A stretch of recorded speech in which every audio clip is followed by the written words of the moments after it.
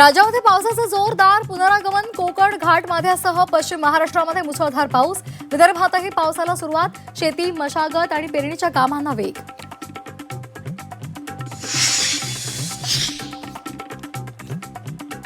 कोल्हापूरच्या पश्चिम भागात जोरदार पाऊस. नदी नाल्यांना पूर. जिल्ह्यातील 5 बंधारे पाण्याखाली.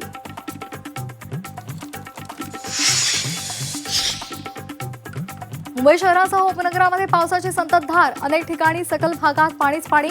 सततच्या पावसामुळे रेल्वे, रस्ते वाहतूक काहीशी मंदावली.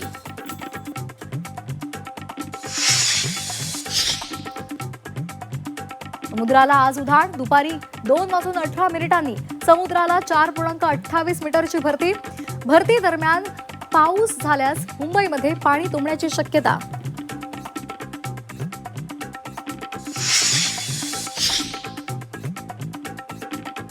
साकीनाका मॅनहोल दुर्घटनेप्रकरणात पोलिसांमध्ये गुन्हा दाखल. पालिका अधिकाऱ्यांच्या तक्रारीनंतर कंत्राटदार आणि कर्मचाऱ्यांविरोधात गुन्हा. ठाण्यामध्ये कंपनीची पत्राच्या शेडसह संरक्षक भिंत कोसळली. ठाण्यातील श्रीनगर भागातली घटना. सुदैवानं जीवितहानी नाही.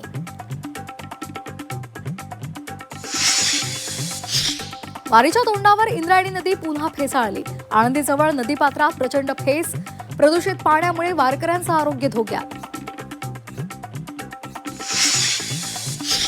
लातूरच्या शेतकऱ्याला मिळाली बैलजोडी. ऐन पेरणीच्या तोंडावर शेतकऱ्याला दिलासा.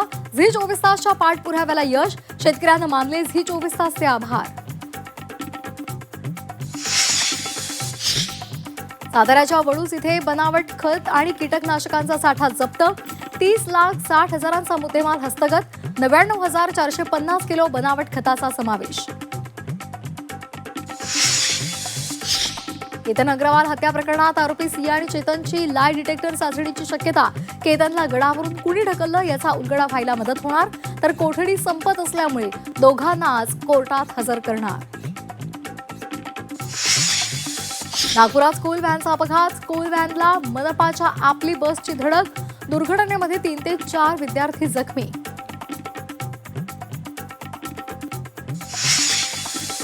ठाणे शहरातील कासार वडवली ब्रिजवर विचित्र अपघात. चालकाचं नियंत्रण सुटल्यामुळे पुलाचा कठडा तोडून ट्रक बाहेर लटकला.